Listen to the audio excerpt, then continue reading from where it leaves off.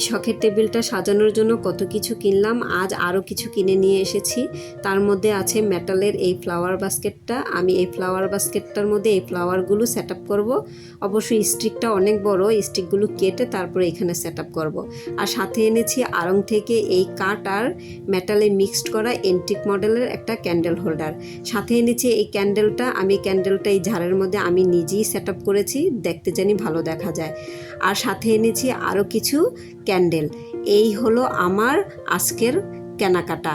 এবার চলেন আমার শখের টেবিলটা আমি সাজাই।